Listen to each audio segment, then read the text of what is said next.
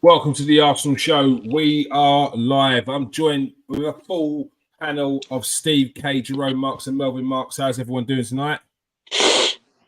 Yeah, good. Thank you. Yeah, very good, mate. Thank you. Right, we had this on lock a few weeks ago where I would say, "How's everyone doing?" It was just like it was like a cohesive ramble, and now we've gone back to square one where no one wants to say anything. Radio silence. You can't. No, we're fine. I'm fine. There we go. That's what we want. Even if it's just Melvin doing his best ventriloquist act. We've got plenty to discuss tonight. Of course, Arsenal's emphatic, invigorating win against Crystal Palace. 10 men. It was actually quite dry, but all that matters is 3 points, and we got those points. Let's touch on that straight away. We've got in the comment section. If you are new to the show, we've got Simon. Make sure you press that share button, Si. Make sure you're smashing that like as well. Everyone else who's watching tonight, make sure you smash that share. We've got Xander in the room as well. Good to see you. Yes, I am. Make sure you get your questions in, people. Make sure you get your questions into the panel. I'm sure they've got some top answers for you. Steve, first and foremost, big win yesterday against 10 men. At the moment, 3 points is all that matters, surely. Yeah, I mean that's that's it really. I mean it wasn't a vintage Arsenal display by any means, but I mean it's a difficult place to go to, Palace. It was, I mean it's still a little bit work in progress, but going down to 10 men, obviously, didn't help. But I felt that we were still getting used to the system. I think that stood out quite a bit through the game. So the actual performance didn't worry me too much at all. So the most important thing was that we got the 3 points. Pretty pleased again with performances on the pitch. Some players could have done more than what we expect them to, and what we've seen in the past. But again, I take that back to this new system that we're playing and getting used to it. But look, second game of the season, difficult game, 10 men. We got the 3 points, and to be to be quite truthful, I wasn't even down to 10 men. I never felt the way it felt to me. Sort of reflecting on the game, 24 hours after the game, was that, pretty much, I think if Arsenal went down to 7 men, they wouldn't have scored, because I don't really remember Ramsdale making a save of any note. I mean, someone I'm sure will pick out one or something, but I don't remember him doing anything. I mean, even when we went down to 10 men and they was, pressurising us and knocking balls into the box, they didn't really do anything. I mean, they was just trying to fall over, wasn't they, really, and get penalties and all that. And I think that was the only way they was going to score. But it was good performances. Declan Rice again, I thought I thought played well. There was a couple of players that were a little bit off it. But overall, I'm happy. 3 points, get out, and let's move on to Fulham and do the same type of job. We can't expect winning like 3 goals every single week and stuff like that.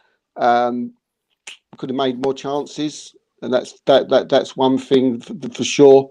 But overall, I'm happy. I'm pleased. It's an away win. So all good by me. Melv, what was your take on last night's game? 10 men. It was very frustrating, Kieran. It was first half. It wasn't great. We had, we were a much better team. We looked like we were going to score more than them, but it was so horrible to watch. For a third 20 or 30 minute period when we had 10 men before we made substitutions. It was like we were down to 6 men the way we were playing it. we were like lining up on the edge of our area, inviting them on. And really, you're taking a chance because one foot has to come out to poke it in. It was bobbing about, and I know you said there weren't many chances, Steve, and there weren't many clear-cut chances. I agree, but the ball was bouncing and bobbling about our box a few times in the air and on the deck once or twice. And you need if you're a bit of if you're unlucky, someone will just touch it and it go past the keeper. So I didn't understand why we're doing that. We were kicking it out from our penalty box, clearing the ball to their half, and there wasn't a player to be seen. I mean, as I say, we were playing like we're down to 10 men. We should have better control of the game, and it only happened when he made the tactical substitutions, which obviously had to be done. But I think that we won't get. I don't think our left back was getting enough. Tommy was getting enough protection because the geezer who was trying to mark Ayew was having a half decent game, and that was where all the danger was. He was, getting a lot of crosses in, which they weren't brilliant, but you only need one of them to be right. So all in all, we'll probably talk about the sending off soon, but when you're ready, we'll talk about that because it was. Well, we will talk about it. I hope. Yeah, we will, of course, definitely. I mean, God dear. But no, it was frustrating because I was quite enjoying the first half. It wasn't the perfect performance the first half, but we were doing our bit. They had, I think, 12 men behind the ball. They were defending 6-6. It seemed playing that formation, and they left us no space. They didn't allow us obviously space for Saka or Martinelli to get round the back. Martinelli had to keep cutting inside all the whole time, so that was frustrating as well. But it is what it is, and that wasn't enjoyable. It was 120 minutes. It wasn't enjoyable. It was just basically marks on the board. That's all it was. All right, Jerome. Not an enjoyable game. Not the best bit of entertainment for Arsenal, but 3 points and with 10 men. What was your take on it? Yeah, massive relief at the final whistle, which I think you could see from the way the players reacted to it. Obviously, there's an expression like a game of two halves. This was sort of a game of two games, really, before the sending off and after the sending off. Without going into detail about the sending off, I think that although we had tons of possession before that, I think we only had 3 shots on target the whole game. And although we had a couple of chances where we didn't test the keeper, having 3 shots on target for a team like us, that's not good enough. So I think we got away with one last night because we could have easily dropped points in that game the way it was going. I mean, the last 30 minutes it was horrible to watch, absolutely horrible. And what I was thinking the last 30 minutes was that we're sort of comparing ourselves or trying to beat Man City. They're the team that we're targeting. If Man City went down to 10 men against Palace, they wouldn't play like that. They would still probably have more possession. So I think not that you can train to play with 10 men, but the way we played with 10 men, we were just applying too much pressure. It was just too much for us to handle. Not too much for us to handle, but not good. With regards to your comment on Man City, do you think? I know we're competing with Man City, but do you think we're even close to Man City right now? Well, if we want to beat them to the league, we should be. We should be. Otherwise, not what's the point? But that's who we're competing with. Yeah, we're competing with Man City, but we only play them twice. It's the other teams that we need to make sure we're better than. And yes, consistently, we need to be better than City on paper, but you don't necessarily have to be better than your team like City to win the league. I'll tell you what it is. If we played that game 10 times and we played like that in 10 of those games, when we went down to 10 men, we're not coming out of all of those 10 games winning 1-0 because eventually something will happen. The ball will end up in our net. Whereas Man City, they're in total control even when they go down to 10 men. That's the difference. So over the course of a season, we're more likely to drop points in those positions than Man City are, and then eventually you're not going to have more points than them on the ball. Yeah. No, I hear what you're saying. I just don't think I don't think we're there yet. Yes, we challenged with them last season, but I don't think we're there. I think we're far off. I don't think we're too far off. But I don't think we're on Man City's level yet. In all honesty, Steve, we'll talk about the sending off. What was your take on it? Two yellow cards. They can't be rescinded. 2 yellow cards. But the first one and the second one, what was your take on both of them? Well, first it was ridiculous, wasn't it? I mean, it was a very harsh sending off. And Mikel Arteta in his press conference, he sort of was asked a question and more or less, without actually saying the words, said the same thing. But yeah, I mean, the first one was the throw, which was. I said last night on the post match that I felt that the referee didn't see the actual change of the throw. That Thomas Partey took 10, whatever amount of seconds, and then Tommy Asu he took 15 seconds. Yeah, and that's crazy. Then, if he's if he's given the yellow card because he thinks that Tommy Asu has taken 25 seconds with the throw.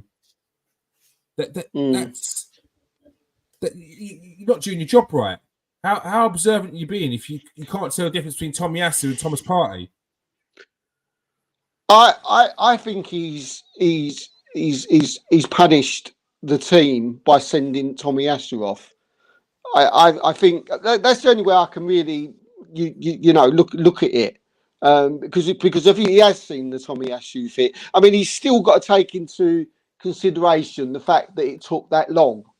Whether Arsenal have sort of changed from 15 seconds of Thomas Partey to 8 seconds to Tommy Asu, we've still taken a total of 23 seconds to take the throw, which is a long time. Tommy Asu's is the right word. Because he's got the booking, because he happens to be the one holding the ball. As you say, he only took 8 seconds, but it's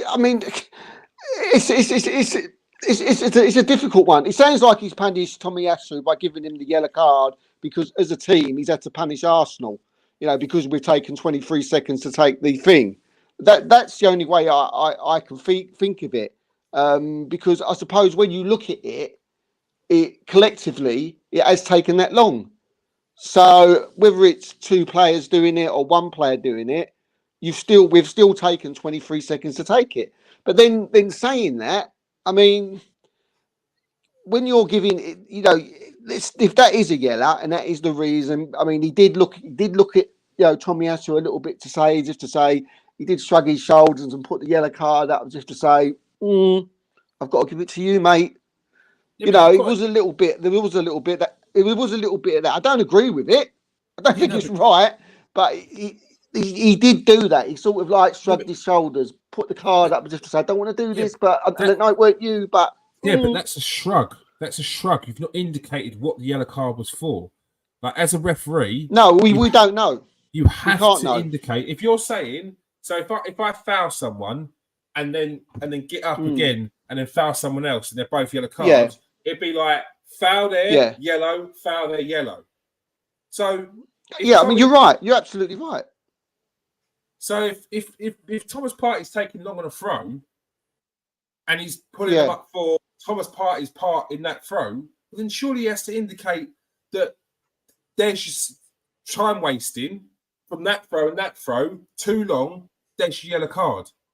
Like we've seen it multiple times. Party, if anything. We've seen it multiple times where players on the pitch will take turns in fouling the player. That's okay, but this throw-on that was from two different people is not okay because one took 15 seconds and then we're going to add them up together. None of it makes sense. Yeah, the rule is, I think it's 18 seconds. No, I think it's 18 seconds to take I think that is the actual limit. Arsenal took 23. So by the law, it's a yellow card. For who? It's a yellow card. It's ridiculous, but by the law, it's a yellow. For who? I looked at it. For who? I don't know. Would you give it? You give it to the person I would have thought who's taken the most time, which is Thomas Partey. But it didn't take 18 seconds, though. That's the only thing. Yeah, I know what you're saying. Yeah, but then what do you do? If Tommy Asu didn't want to throw the throw, if he passed it on to someone else, and then someone else took it, and he took another 5 seconds, where do you draw the line? I'm looking at it. That's where you draw the line. You say devil's advocate here. Do you know what I mean? Yeah, but as a referee, because by the law, we broke the law. No, but we didn't. But we didn't. By the law, Thomas Partey took 15 seconds. If the law is you can have 18 seconds on a throw, is that 18 seconds for the team? Does it say that? It's got to be, isn't it? It can't be each player. Otherwise, you'd be passing it to every player. What we're doing is we're filling in the gaps. It's either... Yeah. If a goalkeeper, if I'm a goalkeeper, to be the team. If I'm a goalkeeper, there's no time limit on goal kicks anymore. It's just, are you taking the mick or throws or whatever, or time wasting just in general? Yeah. It's just a time wasting rule. That it's up to the referee's discretion. Now, if that's the case, then that needs to be the case then. But Tommy Asu's took 8 seconds and Thomas Partey's took 15. Nearly double the time of what Tommy Asu's took. And Thomas Partey didn't get anything, not even a warning, not even hurry up, not even get moving. He just gave a yellow card to Tommy Asu. I personally feel like they've been told that you need to reduce the time and time wasting, you need to do this, and they don't actually know what they want to do. We saw Thomas Partey get a yellow card the other day for literally kicking the ball about 2 yards away.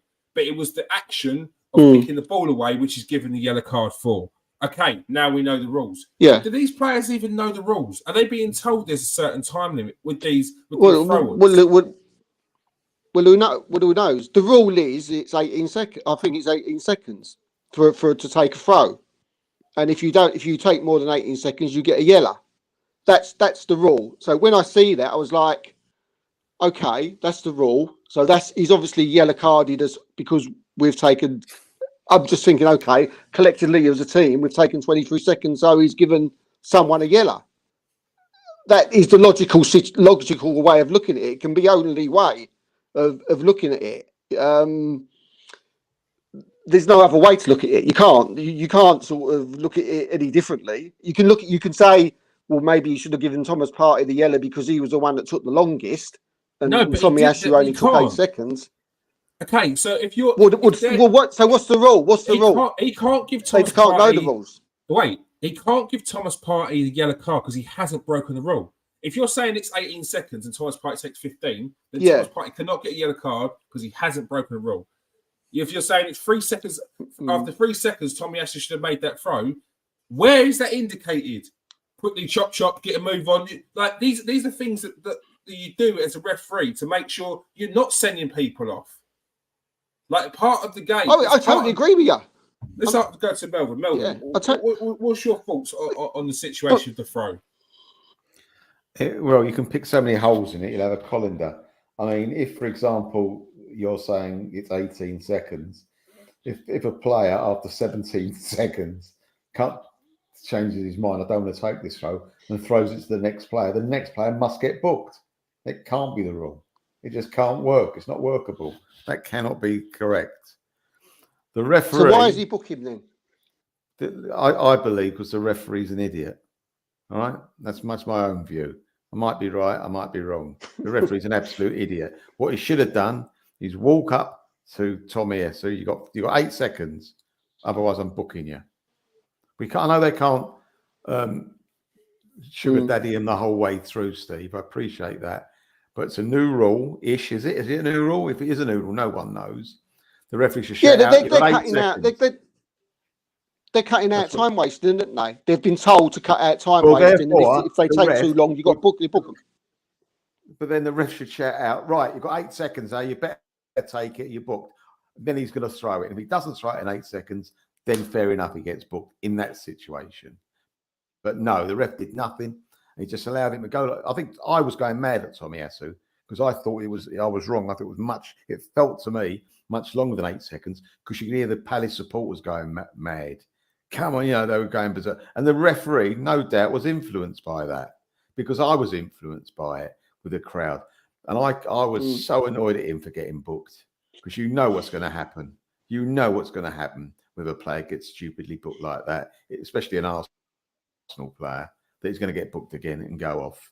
So I thought Tommy Esu in some respects showed no intelligence as a human being, couldn't read the crowd, couldn't read the room, couldn't read the ref. You've got to remember, refs aren't the brightest people. So you've actually got to make a little bit of a allowance for that. It was a stupid booking. And I tell you something, what'll happen now? They'll do something, the FA, that will never happen again. They'll change something. We've got to be the ones to take the brunt of it every time. It was very, very frustrating. Do you think he should have been booked, Melv? Yes, if the referee would have warned him. You got, as I say, as he's giving it from one player to another, he's got to go, right, you've got 8 seconds. Take it or you're booked. That's all he has to do. I agree. That's in the interest of the game, it makes sense. Big time. Like you're not there to send off players. You're not there to punish players. If they take the mick, yeah. But what I saw last night wasn't someone taking the mick or trying to push the rules to the end. No. I just felt it could have been in that split second there. You, like Melvin said, he could have turned around and gone, "You've got 3 seconds left. You better hurry up or you're getting a booking. Quick, that throw's taken quickly, and that won't happen again." Like I know Johnny says that they were all briefed on the new rules at the start of the season. Like really, if they were really briefed on the timings that you can take for a throw on, do you not think Mikel Arteta would have said after the game, "Yeah, we knew the rules. The players should have dealt with that situation better." But he said he was annoyed at the situation. He's in disbelief. Jerome, what was your thoughts on the throw-in situation first? God, so frustrating. Well, it was right by our dugout, wasn't it? Tommy Esu's throw. So maybe the bench could have someone could have shouted out get on with this throw sort of thing. Look, common sense from referees is there isn't any common sense. If you want to implement this time wasting rule, which is very difficult to implement because no one is sitting there counting the seconds from when a throw-in gets taken, it will never happen. But have a stop clock or something. Have someone keeping a stop clock. You got 18 seconds from when. I don't know, when the ball goes out of play or something, you've got to take a throw within 18 seconds. Otherwise, you're going to get all these inconsistencies, which is what's happening. I mean, I know they've only implemented it now, but any club, any team from the bottom half of the league that goes to a top team away from home, from minute one, they're time wasting. So us Arsenal fans and other clubs, I'm sure Man City have it. I'm sure back in the day United had it. An away team, goal kick, free kick, throw in, takes the mickey with time wasting. It's known. It's a known thing. And now all of a sudden they're going to implement this new rule. So if you're going to implement this new rule, do it properly. Otherwise, you're definitely going to get it wrong. So let's see when Fulham come to us on Saturday and they get their first throw in or goal kick. How long are they going to take? They won't do it again, mate. No one will do this again. They won't do it again. Otherwise, because it's in their blood, it's in their DNA. Bottom half of the league teams, it's in their DNA to time waste when they go away from home. Yeah, I agree. I think the longer the season goes on, these mad things that's happening, like in the first 2 games of the season, you'll see a stop. You know, they're just these first few games. You're going to see some mad bookings, some mad sendings off. We've already seen them in the first 2 games. As it gets into like the 5th, 6th, 7th game, maybe 12th, I don't know, quarter of the season, these will all be panning out. And time wasting is annoying, isn't it? Do you know what I mean? It is annoying. So personally, it drives me up the wall when an opposite team does it. It drives me absolutely mad when the team starts time wasting. But yeah, I mean, the question was it? I'm just trying to get into my head why he possibly gave me a yellow card, and that's just the most logical bit of information. It's sort of what I can come up with is the fact that he's calculated the amount of time together, and he's given Tomiyasu the yellow for it. I just can't think of any other way. Yeah, it's go on, Jerome. Just say one more thing. I think refs can't differentiate. They can't tell the difference between a player that's got a throw that is time wasting and a player that is genuinely like looking for options, doesn't have any options. So that's why they're sort of holding the ball. I don't think refs can tell that difference. I don't think they're interested in nuances in the game and stuff like that. They're just trying to see it black and white, and it's not. The game of football is not that is not like that. And back to the timings thing. As a goalkeeper, I was always briefed on timings. It used to be a 6-second rule that then changed into it was just don't take the mick, don't time waste. And you very rarely saw a goalkeeper get punished for time wasting because there's no 6-second rule. Every now and again you saw it, but it's not a regular thing with regards to goalkeepers getting punished for time wasting. So I just feel like if players are told about these things, I think there'd be a bit more of an understanding in those situations. Do you know one thing I would like to say though, Kieran? There's been a lot of talk about this throwing, sort of today, and we've spent a lot of time on it today. But if anybody should have got booked, in my eyes, it should have been Ayew for diving when Tomiyasu literally didn't even touch him, and he's actually gone flying over. Where's VAR for that? Just about to get onto that. So this was the other yellow card. At first they said Tomiyasu grabbed his shirt. You can see on the replays there's no grab of shirt. No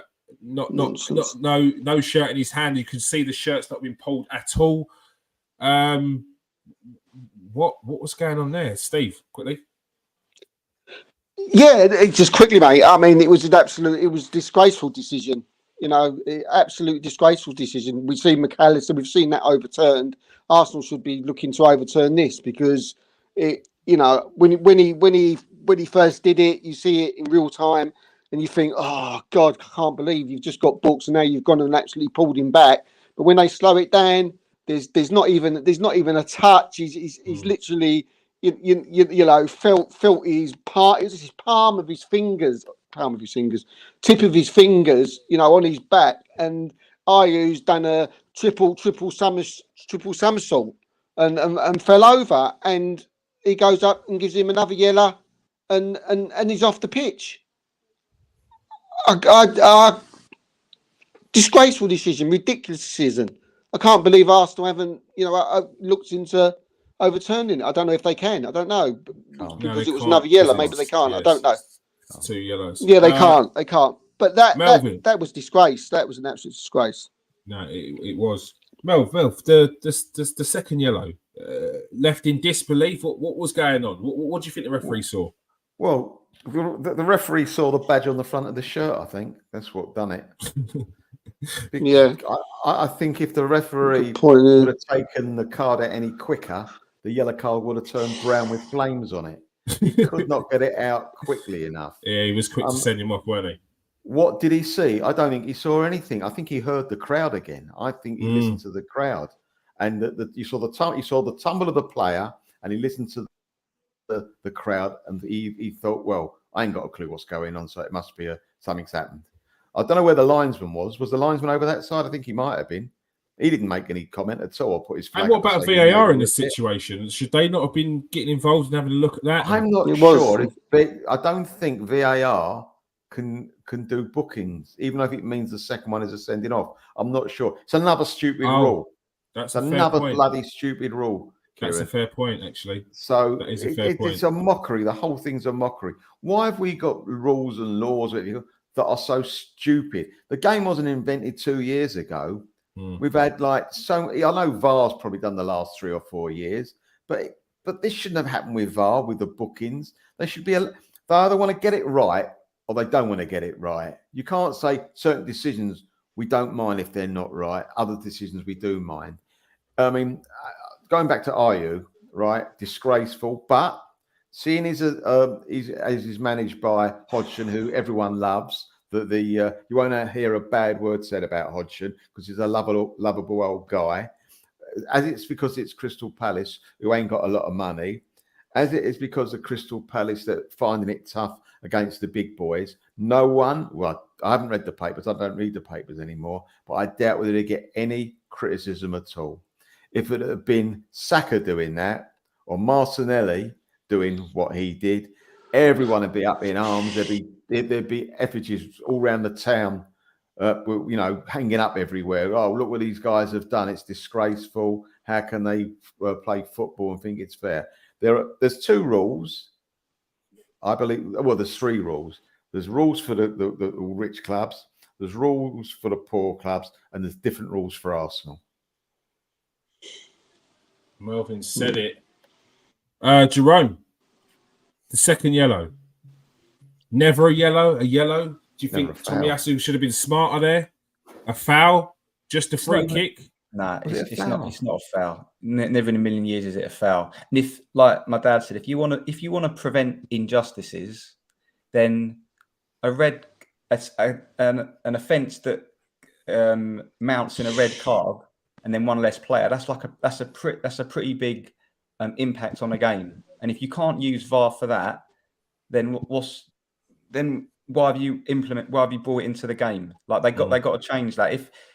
If you get I understand maybe it can't overturn certain yellow cards initially, but if it's one that amounts in a red card, then you should be able to go back on that. But it's too late now. The damage has been done. I was very surprised as well on Sky.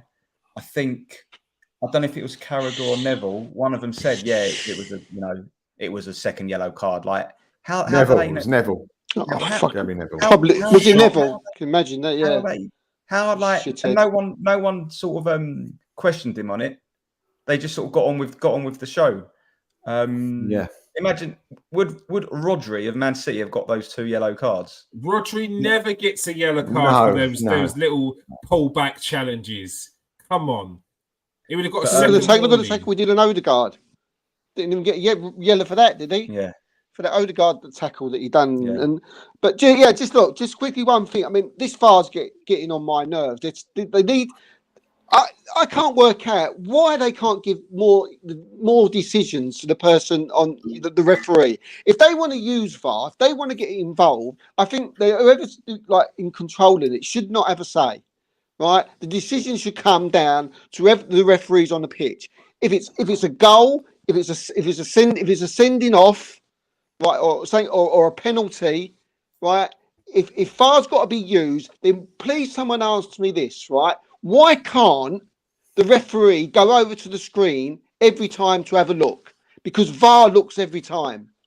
Why can't VAR, if he's going to send Tomiyasu off without even thinking about it? It's just natural thing to do that he has to go and look at the screen. So he goes, looks at the screen, he looks, and probably Tomiyasu don't get sent off. Same with a goal. Same with another decision. What we're taking too much away from the referees. I think the referee should have an option. Like if the referee pulls out a yellow and goes, "Do you know what? I'm just going to go and check the screen." I think that should be an option. Yeah, that should be an option. You shouldn't have to have VAR there to say, "Oh, go and check that," because part of the reason why VAR won't go and say that because they don't want to ref the games. They've said that they don't want to on every decision go over it and then pick holes in it. They want to leave it to the ref. So if the decisions aren't clear and obvious, so they say, then they're not going to get involved. But if it's a clear and obvious error, they're going to get involved. I'm sorry, but when a player goes down like the way Ayew did, and Tomiyasu barely touches him, people can say it's on the counter, What was he the last man? Was there no one in front of the ball? No, and it wasn't. And like I said, you may give a free kick, which I don't think it was, but it doesn't make it a yellow. It wasn't cynical. It was barely a touch. So big problems. Kieran, big problems once again. Obviously, what made it worse is that Ayew, who was on a yellow card, pulled back Saka, which was a much more blatant foul and yellow card than Thomas Lever was. That made it even worse to take. Yeah. But yeah, overall, no, I mean, just one more thing. I mean, how is that? Sorry, mate. Go on. Yeah, sorry. No, go on. Yeah, no. All I was going to say, just quickly, that was a sending off, right? So, well, according to him, it was a sending off. The McAllister was a sending off. He's got it rescinded, but at the time, it was a sending off. And you've got Anana ripping someone's head off, right? And it's not a sending off, and it's not a yellow card. I mean, what's going? And then you've got Fernandez and Tenar coming out after the game and saying, "Well, I thought it was a fair tackle." Jesus Christ, consistency, please. Consistency. If I was going to get involved, and then you're talking about consistency, Steve, and we complain about consistency from one game to the next. In this game, there was no consistency in the same game. Yeah, there wasn't. Yeah. There wasn't. But Arsenal still got the points. Still one of only 3 sides in the league to be on 6 points. Manchester United and Chelsea both dropped points this weekend. So it was good that Arsenal made that count. More news. Well, we're still kind of on yesterday's game. Gabriel didn't get a start. There's been a lot of rumours. Once again, I think every time Gabriel doesn't play a game, there's going to be rumours about him leaving. But Steve, was you surprised at the omission of Gabriel again? No. I wasn't. Just, I mean, I even wasn't surprised at all when it come out today that we was going to leave him, because he was never going to leave, and that was a joke. Do you know what I mean? That's just someone trying to make up stories, and Arteta's come out and said it anyway. But was I surprised that he was on the bench? No, not at all. Not. And again, I did harp on it last week. If you're gonna play 3 at the back, I do question if Gabriel's the best player to play in that left side of the 3. And I'm positive now with Arteta doing it again that it probably is. I dare say there's going to be games where he will try him, but I do think that when he plays 3 at the back, I think Gabriel can play there. Don't get me wrong; he's a quality, but there's other players he prefers, to play there.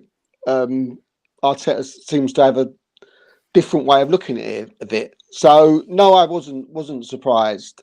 I'm sure when we had a conversation last night, when we're playing 4 at the back and you're playing a Saliba and a Gabriel, and then you left back and you right back, then Gabriel will start every week. But no, simple, quick answer, mate. Wasn't surprised to, because of that reason, and I think that's what Arteta thinks, and it's beginning to look that way at the moment. But we'll see how it goes on, through the season. I think Gabriel, when it comes, the three at the back, not likely to see Gabriel. It's how often we are going to see it. The 3 at the back was another part of that conversation last week. Melvin. Surprised that Arsenal played 3 at the back and there was no Gabriel? Yeah, I am actually, because I think it's taken us 15 to 20 years to have a decent centre-half pairing, and he just seems to split it up. I think that's wrong. It's so wrong. Whether you're 3 at the back or 4 at the back or whatever, I think Gabriel stroke Saliba you've got to use every single time. Unless one of them is tired, injured, or whatever, they've got to be your first choice. They've got to be your first names on the team sheet, because they are solid, and you cannot afford. You see, both times in both games, Forest at home and Palace away, when our backs are against the wall, he brought him on. What's that telling you? He knows it's right. So what's he doing it for? Trying to overthink the game? He knows that's the best one of the best defenders we've got in the squad, if not the team. So I I just don't see it. They complement each other, the two centre halves. And if we play, as I say, we play with three at the back, I'd have Gabriel in that. He's okay. He's quite competent as well when he goes wide defending, like a left back. He's not a left back, but tackle or defend near the touchline. He's quite capable. He knows where he is. He doesn't look like a fish out of water. So no, I just don't understand it. I just do not understand it. And then he makes him the captain when he comes on. I mean, he is part of the captaincy group now, isn't he? Now that Jacques has gone, he's been made one of the three, isn't he? Who are the others? Odegaard? Who's the other ones? Odegaard and Jesus. Oh, I see. Right. So he's the third one. Yeah, that's fair enough. Yeah, that's fair enough. But Jerome, are you surprised that Arsenal, one, played three at the back against Crystal Palace yesterday, and two, that Gabriel wasn't a part of the team? I think so, just because apart from the Forest game, he'd always played. But I think, obviously, he's mixing up Arteta, isn't he, with his systems, and I guess the good thing is Gabriel's not going to get sort of too tired the amount of minutes he's playing. Like it's going to keep him sort of fresher for longer. He was like used to play every second of every game, Gabriel.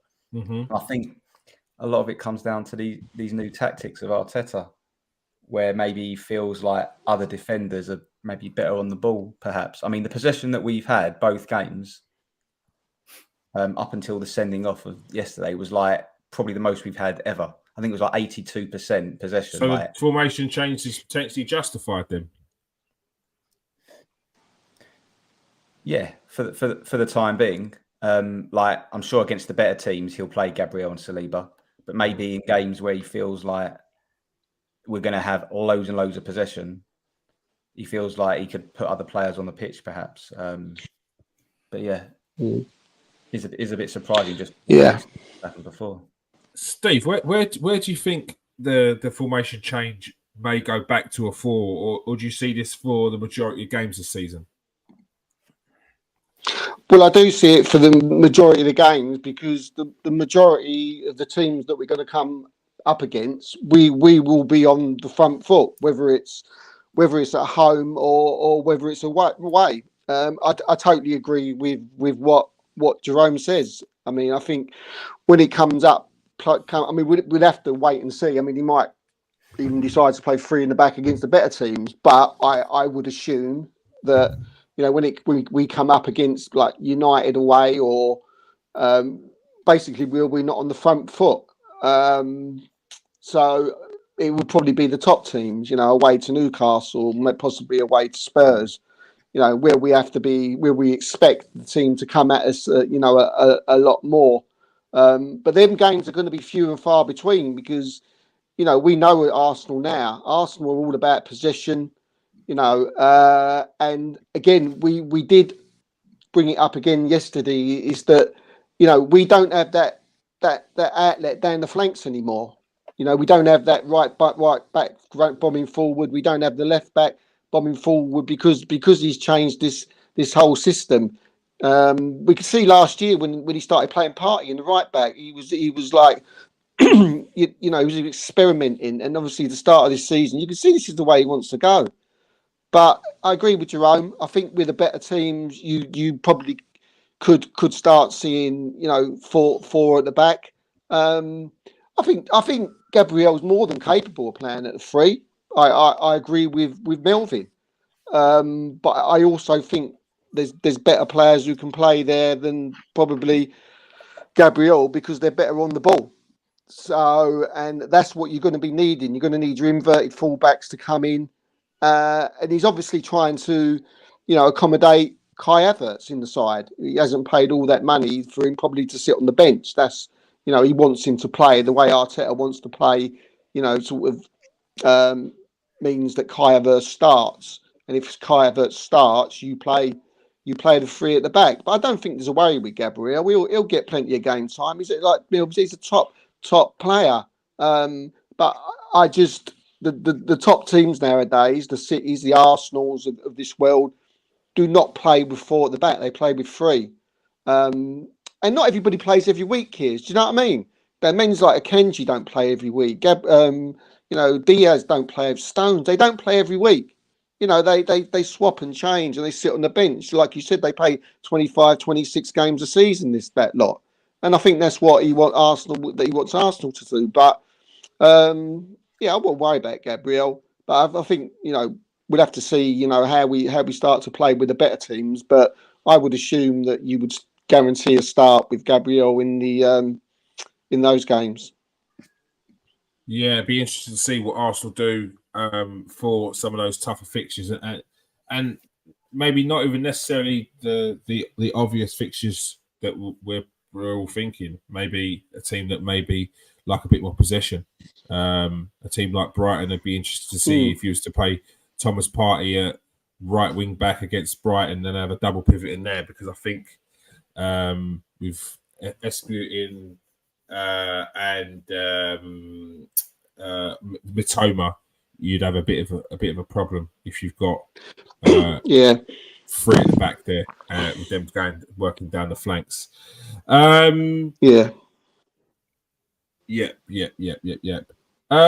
So another thing that was quite a bit of a split this weekend was fans' opinions on players.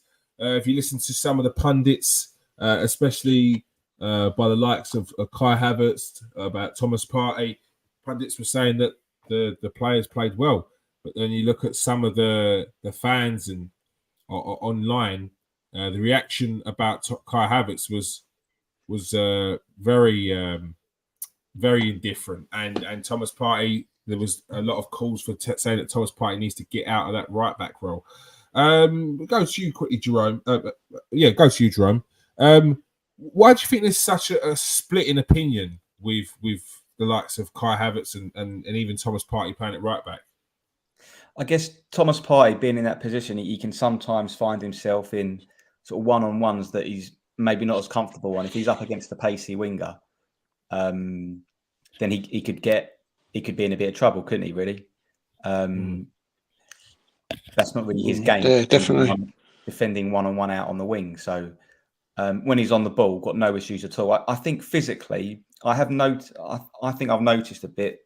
I might be wrong that he is starting to decline a tiny bit physically, which is natural for him with his age and stuff. Like I think after this season, we'll notice like a bit of a bigger difference with him physically. Mm-hmm. Jerome, Steve, what's your thoughts on the Thomas Partey situation, and why do you think there's such a difference in opinion when it comes to the likes of Kai Havertz? Well, I mean, Thomas Partey isn't a right back, is he?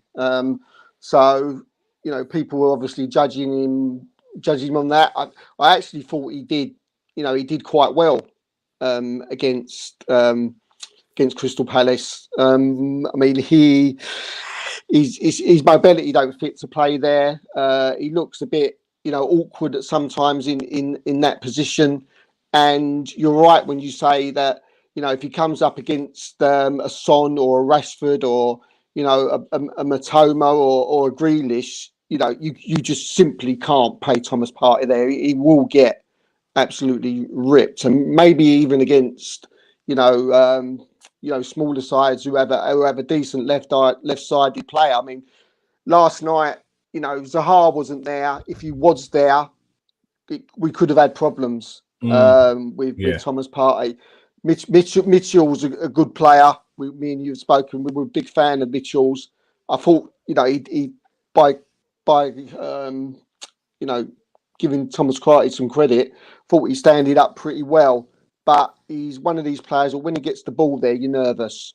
You take that deep breath and you want him to make sure he passes it in the right place, and I noticed a few times that, when he has to turn with the ball, sometimes you've got your back of your players, that right back, and you get the ball in the corner flag and you need to twist and turn and get it down the line, or turn and play the ball off.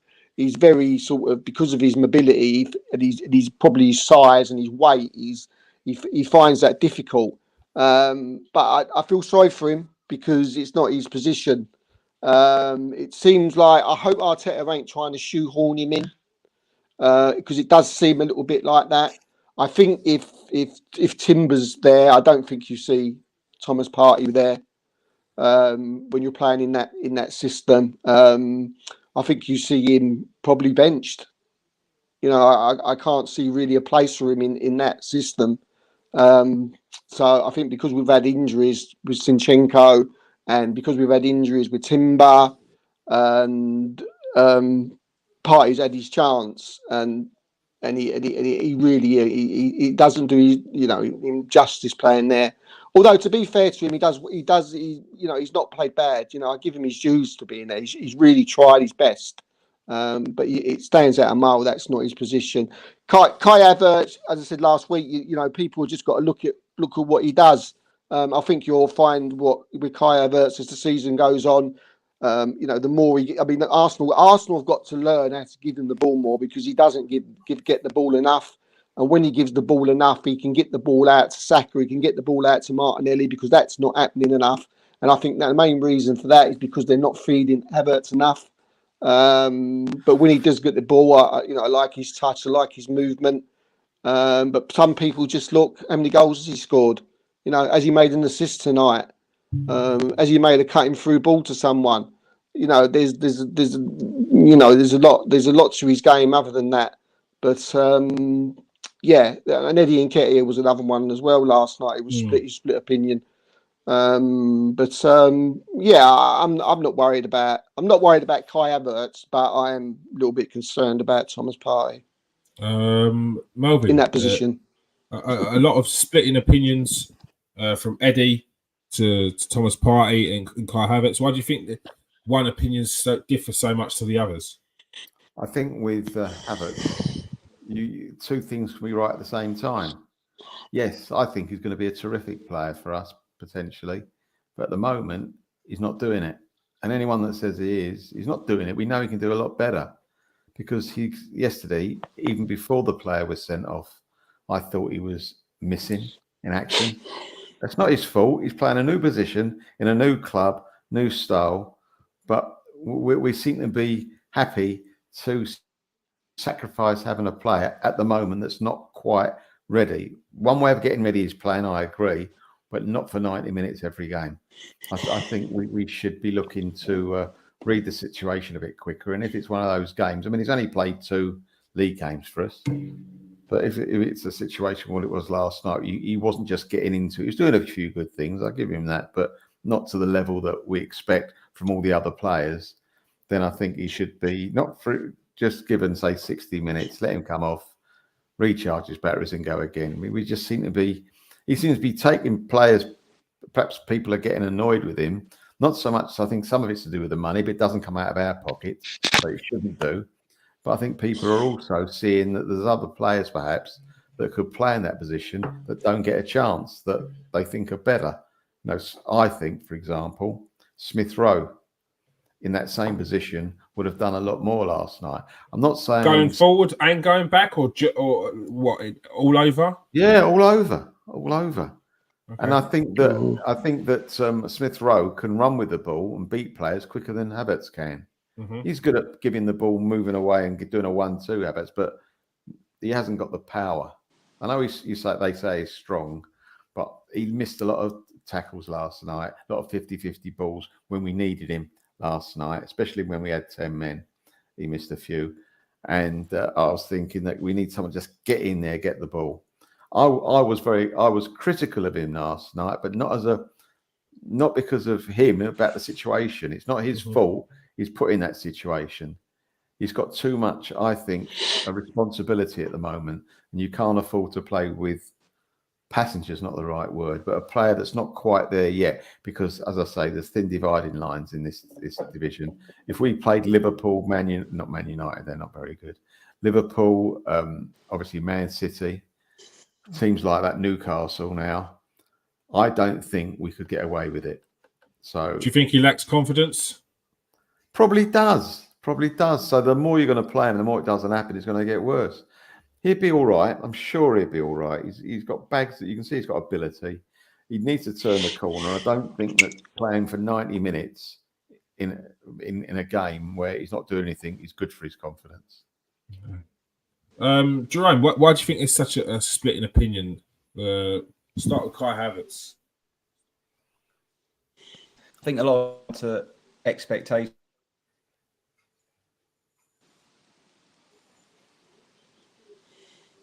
You expect you have certain expectations, and you want it to be abundantly clear that they're having a really good game. With having where it's like where it is sort of clear and evident that this guy is having a very good game, whereas with other players that have the last couple of years.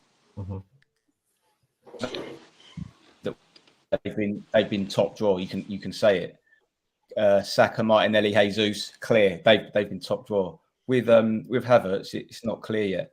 So that's why I think he splits opinions. All right, and Eddie Nketiah, frustrated at points last night. I thought he was unlucky with the first shot. Just got to be doing better with the second shot. So we can't ignore that. But managed to win a penalty. Does that make up for the miss? Well, how do you see that, Jerome? It made up for the miss, definitely. You got to be putting that chance away. Nketiah is supposed to be a clinical striker. Yeah, he needs to be more ruthless in that position. Yeah. No, I agree. He does need to do better there. Steve, Eddie Nketiah. I know there's been people calling for Balogun to have his opportunity, but Eddie Nketiah came in again yesterday, didn't score, but he won the penalty. Yeah, I mean, I thought he played well. I thought he played really well. There's no doubt about that. He should have scored that. He should have scored that goal. He was. That was. He should put that away as a striker. He should have put that away. And I think 9 times out of 10, he would have put that away. He needs to score more goals away from home because he certainly doesn't have that problem at home. So, but other than that, you take that away. It was a lovely bit of skill that made the space, and that we put that shot, and I thought he was in, and it's just come off the post. I mean, that was an excellent piece of skill from Eddie. Top strikers sort of piece of skill. To sort of he had 2 players round him and just moved his body, twisted, and he was gone, and he was so unlucky. I thought he was in, and he's at the post. And he's also got the penalty. Fantastic run. Ball played through to him. Excellent run. Then he's got to the ball, took it round the goalkeeper. Goalkeepers took it down. Penalty. Odegaard steps up. We win the game. Eddie don't do that. We don't win the game. So for me, he certainly comes up. And the rest of the game, it was Eddie. He runs, fights. Does his utmost. So yeah, I'm not gonna, yes, he missed a chance, but yeah, I mean, I think his overall game, and he was unlucky with a couple of chances, and for me, he was the guy that made the reason why we won the football match. Because if he wouldn't have done that, then we don't win the football match. So, but no one has mentioned that, on the panel or like afterwards on the Sky, but it's a fact. But so I'm an Eddie fan. I like Eddie. I think he's got a place at Arsenal. So yeah, I thought we did well last night. Melvin, Eddie Nketiah, for all Steve's a fan, I'm a fan of Eddie, but he has to take that chance. And what was your thoughts on the first one where he hit the post? First one that hit the post, I thought he did so well, but he did the hard bit, in my opinion. Mm. The goalie was down. I know someone said he was slipping as he took it, but you got to make provisions for that and score the goal, in my opinion. I'm being a bit tough on him, I know, but if we're talking about top-notch people in a top-notch club going for the Premiership, you've got to take those chances. Also, the other one is inexcusable, in my opinion. Yeah, it's inexcusable. He's got to work the keeper. He's got absolutely, or take the keeper out of the game. He could have smashed it past the keeper. Ain't going to stop it if it hits him. If he just smashes it. Also, his all-round game last night, I didn't think it was that bad for him. Close brackets. I thought he did a lot of nice running off the ball. He held up the ball quite well.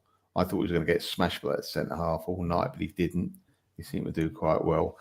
But with me, the bar is so low with Eddie. So when he does things good, I really think it is good. You know, when he does something half decent, it's very, very good in my eyes. You know, he normally another player would do things like that. You go, that's all right. No, with Eddie, it's good. People see it as good because he isn't quite, in my opinion, not even the finished article. I don't know. I don't think he's okay. You can't. He's not a passenger. Don't get me wrong, but you can't have more than one Eddie type player in your team to go anywhere. You get away with it with one Eddie, not with two. He does his good things. He did it well last night on getting the penalty. I thought the goalkeeper was ridiculous what he did. If our goalie had done that, I'd have gone mad because he wasn't going anywhere with the ball. He done well to get his foot in, but where was he taking the ball? He would never have scored from that position. He kicked it diagonally away from goal anyway, Eddie, but full marks to him for getting there, doing the run and seeing it. It's just I can't get excited about him. I think that last night, if's a very big word in football, and you can't say this game would have been the same, but if we would have had a top striker, the game might have been over by half time. There's definitely an argument for that. But while Gabriel Jesus is out, the manager is fancying Eddie Nketiah, and while he plays, he's got a goal and he's got an assist. So until that stops coming in, he does give 100%. I'll give him that. He gives 100%. You got to forget that. I was trying to lip read, Steve. I thought the noise was going to come a few seconds later. It just didn't. It didn't come out. I don't know whether you got it on mute or something.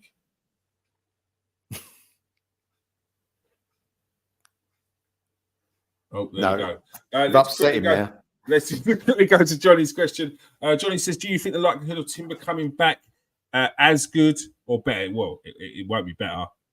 I don't know anyone that comes back better after an ACL injury. I can't think of one player that has had that type of injury that has been the same afterwards. What are your thoughts? Jerome, we'll go to you first. What are your thoughts? Do you think he's going to come back and work? Are you worried about the injury to Timber? All right, Joe is not playing ball. Melvin, as you heard the question, are you worried about the injury to Timber? I'm worried about the it's supposed to be a couple of am I worried about Timber?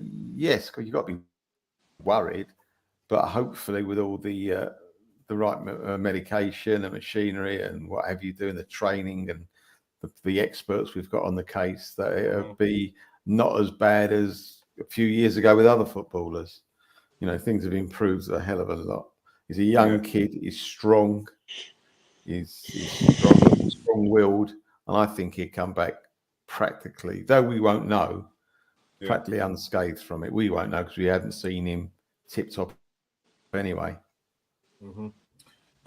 Steve, what's your thoughts? Do you worry that Timber may suffer long-term from this injury, this ACL injury, or do you think he'll come back the same player?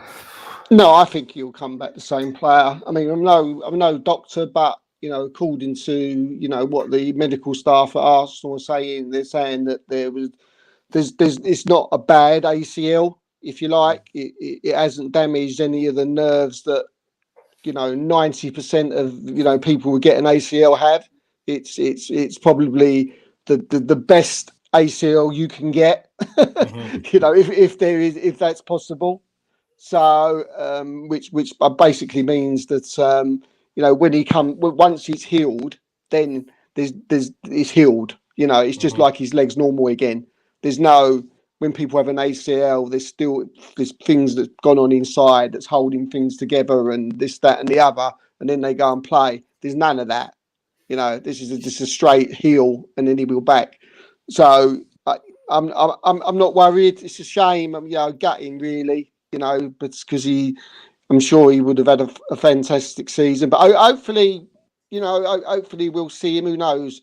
You know, we might see him 5 months time. Who knows? Hopefully we will, or 6 months if he's a little bit early. So it'd be good to see him before the season's out. But yeah, but no worries really. No worries. Yeah, no, I don't worry. There's been a lot of ACL injuries recently, but I think some of the ACL injuries that Johnny's maybe remembering is from back in the day, and as Steve said, the technology is so much more advanced from back then, and even then we've seen the likes of Perez come back from a ACL injury. Players like Totti came back from an ACL injury. Ruud van Nistelrooy had an ACL injury before he joined Man United, and look how he did in the Premier League as well. So, no, I as long as the operation goes well, surgery goes well, and there's no complications afterwards, he's young enough. He should heal well enough. That is all we have time for. Big games coming up against Fulham and Manchester United. So we'll definitely be discussing them in next week's show. Thank you very much for joining us tonight, Steve and cheers, mate. Thank you very much. Thanks again. Thank you everyone who's joined us in the comment section, people. Thank you very much, Johnny. Simon, I see you in there as well. Who else was in there? Sheepo, Xander, good to see you everyone in there. Make sure you press that like and subscribe if you are new to the show, and make sure you press that like button if you are a regular, and definitely press the share button as well. Share it alike. All right, peace out, people. Stay safe and wash your hands.